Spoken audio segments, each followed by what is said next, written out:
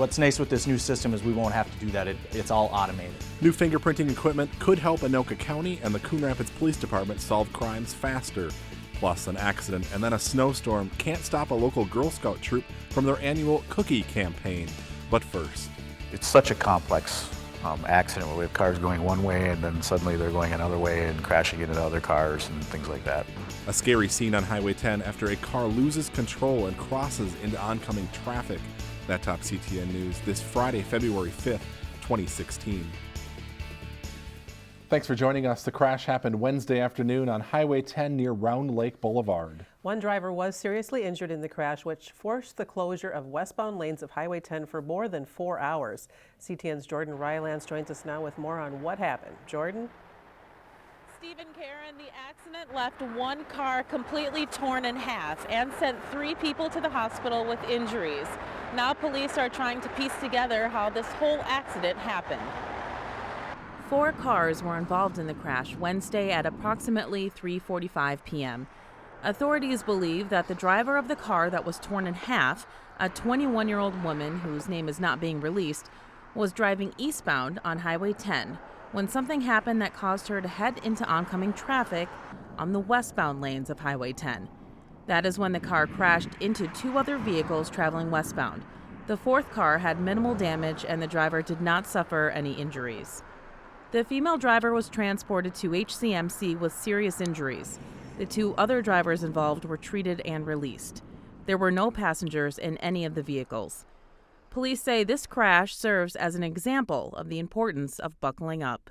When EMS workers arrived on the scene, she was still belted in. They actually had to cut her seatbelt to remove her from the car, which goes to show that if you wear your seatbelt and use your supplemental restraints, you have a great likelihood of surviving some horrendous crashes. Police are asking for tips from any witnesses who may have witnessed the crash as they continue their investigation.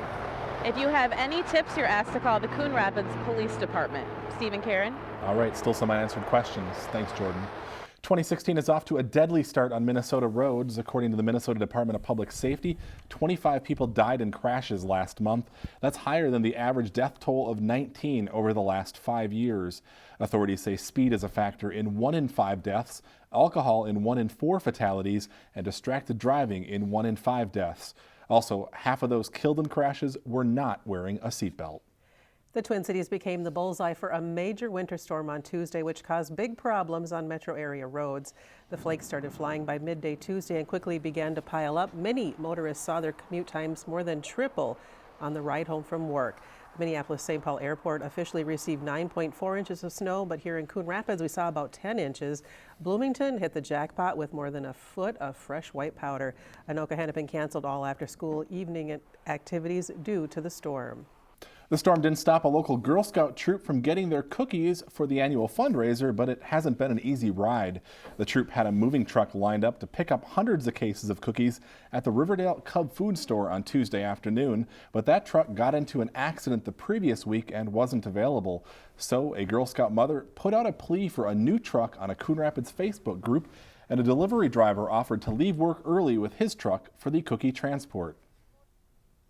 It's really nice to know that a member of the community is willing to help out 31 girls get their Girl Scout cookie order. It means a lot to us. However, more problems. The new truck driver got stuck in the traffic gridlock during Tuesday's storm. So in the end, the parents used their own cars to transport 7,000 boxes of cookies to the cookie manager's home for distribution. By the way, the Girl Scouts will be out and about selling cookies starting this weekend. The Coon Rapids Police Department will soon be home to the new Assistant Systems Manager for the Anoka County Public Safety Data System. On Tuesday night, the City Council approved an agreement with the Joint Law Enforcement Council, which will reimburse the city for the costs of the position. The systems manager works at the City of Fridley. The Public Data Safety System has been in the works since 2010, and it streamlines 911 dispatch software along with police and fire records for public safety agencies throughout Anoka County. And the county will soon have a new tool to fight crime more efficiently. The Tri-County Regional Forensic Lab was awarded federal grant money to buy a new fuming chamber that enhances and preserves fingerprints left on evidence. This week, CTN's Joe Nelson found out how the new equipment will be used and how the money will also help the Coon Rapids Police Department. We recently just worked a robbery case where there was a ski goggle that was recovered at a crime scene, and DNA didn't get a usable profile, but we developed a fingerprint on the top of the goggle that went back and got a hit in APHIS and actually solved the case. Tri-County Forensic Laboratory Director Scott Ford says this fuming chamber has been a key to cracking cases. Any kind of crime that you can think of, it's worked on and solved. The chamber takes fingerprints that aren't always visible to the naked eye and creates a permanent image. It's used on non-porous evidence like cans, bottles, guns, knives, and plastics. This is actually a photo of just the visual exam without any processing. But for example, after super glue, I was able to record this image. You get a little bit more enhancement of the ridge detail in the fingerprint, and also it helps polymerize it and make it more of a stable thing that isn't going to get wiped away. Ford says it's seen better days. It hasn't really held up very well, especially down here in the basement. We have big fluctuations of humidity and moisture in the air, and it starts to warp and the doors don't close correct anymore. But a nearly $11,000 federal grant from the National Institute of Justice recently awarded to the lab will allow for the purchase of a new superglue chamber. We can set what humidity we want it to be at, what temperature we want it to be at, hit start, and it does kind of everything for us. Ford says the new chamber will allow their scientists to work more efficiently, spending less time on getting prints. It will require less of our scientists' time kind of babysitting the chamber to maintain that optimum temperature and humidity. Funding and caseloads for the lab are in question beginning in mid-April, with Wright County deciding to separate itself and send its cases elsewhere. It's kind of up in the air right now. More discussion from the counties is expected, with a chance Wright County could decide to remain a partner. Ford says Anoka and Sherburne counties reassured him that no cuts to staffing or lab resources would be made, and they would cover Wright County's $370,000 contribution. We get tremendous support.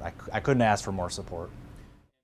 Ford says the current fuming chamber will be sent to the Coon Rapids Police Department for its own cases. A Wright County board meeting next Tuesday could help determine its future affiliation with the lab. Stephen Karen? All right, so previously Wright County decided they are going to pull out. They made that decision last fall, but they could change their mind? Yeah, so it was only a 3-2 vote. So if one of them changes their mind, it could swing it back the other way and they could stay with the lab. All right, well, we'll find out more next week. Yep. Thanks, Joe. Thanks, Joe. A special legislative session won't happen after all. On Tuesday, Governor Mark Dayton gave up his request to bring lawmakers back to the Capitol early. He had hoped to extend unemployment benefits to laid-off miners on the Iron Range, but the DFL governor could not reach agreement with Republicans about the scope of an agenda for a special session. Lawmakers will return to the Capitol for the regular session in just over a month. Some local voters will head to the polls next Tuesday to elect a new state senator in District 35. There are 3 candidates on the ballot: Republican Jim Abler, DFLer Roger Johnson, and Zachary Phelps of the Legal Marijuana Now Party. 3 precincts in Coon Rapids will be voting in Tuesday's contest. For a list of the precincts and voting locations, log on to coonrapidsmn.gov. Polls will be open from 7 a.m. to 8 p.m. on Election Day. A local shelter for victims of domestic and sexual violence is looking for volunteers. The Alexandra House holds 40-hour training sessions for volunteers twice a year in an effort to provide victims with an advocate they can trust in their time of need. The advocate training is made up of 10 individual sessions that cover topics that range from legal matters to the specific needs of survivors and their families. We really are here to provide that support system while people are leaving that situation or trying to heal from that situation they might have experienced years ago. We hope that when we talk about what we do more in the community, that we'll have more people speak out and say, oh, this is something that I really want to do. Volunteers are asked to make a 1-year commitment and attend meetings and training as needed. The first required meeting for volunteers will be held on February 22nd from 5:30 to 7 p.m. at the Alexandra House. For additional training sessions, times, and dates, you can head to our website at ctncoonrapids.com. All the snow we've gotten this week could have come in handy for Snowflake Days events last weekend. The lack of snow caused some outdoor events to be canceled, but that didn't stop several other activities planned for Family Fun Day at the Coon Rapids Ice Center. CTN Steve Antis was there for the inaugural event. It's actually probably warmer outside than it is inside. With temps topping 40 degrees, it was enough to bring some out of hibernation. The outdoor ice posed a challenge for skaters. It's a little soft and grabby on the blades today, and that's okay because I need the slowness. A few made their way around the new ice trail. I think it's an awesome idea to have this huge track going around, and it's really cool to see everyone skating around having an awesome time. Ice Center staff were on hand to give impromptu skating lessons for beginners. We've been having a great time. And up in the skybox, there were games and prizes for little ones like Presley Paul. She just really enjoyed the games. They're very age appropriate for her and some of the older kids too. The first ever Snowflake Days Kids Indoor Ice Fishing Contest reeled them in like 8-year-old Dane Monthony. I got a number 2 fish. There's 1, 2, and 3. And in one of the number 2s, there was an envelope of money, and I chose that because who wouldn't like money? We really didn't know how this was going to go, and the kids are they're excited. This is going to be a big event for the future. The family skate event brought in a large crowd, and if you didn't have skates, the Ice Center offered free rentals. He's having a blast. This was the first time on ice skates for Douglas Lavelle. He fell maybe like 4 times, but he got back up and he was trying again. Yeah, and you fell again. At 70, Snowflake Days marquee Bruce Sanders hasn't lost his edge. Dust off the old blades and get out here on the ice. It's really kind of fun. Family Fun Day at the Coon Rapids Ice Center, a new Snowflake Days tradition. It's a lot of family, it's a lot of fun. Steve Antis, CTN News. The Coon Rapids Ice Center wasn't the only place to find Snowflake Days fun last Sunday.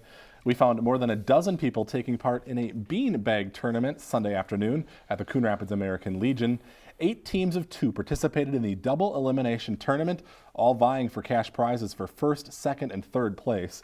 Certainly looks like a lot of fun.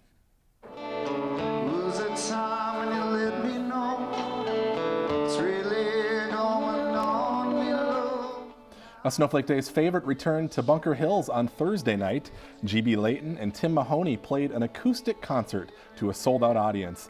Following the 2-hour show, the musicians stuck around for a meet and greet session and also signed autographs. If you missed the show, we recorded it in its entirety. Look for it in the coming weeks right here on CTN. There's still time to get in on all the fun with many more Snowflake Days events coming up over the next week. On Saturday, the Coon Rapids Junior Royalty Pageant will take place at 1 o'clock at Coon Rapids High School. Silent auction items will also be up for bids. Also Saturday night, it's the Minnesota NHL Alumni Hockey Game versus the Coon Rapids Guns and Hoses.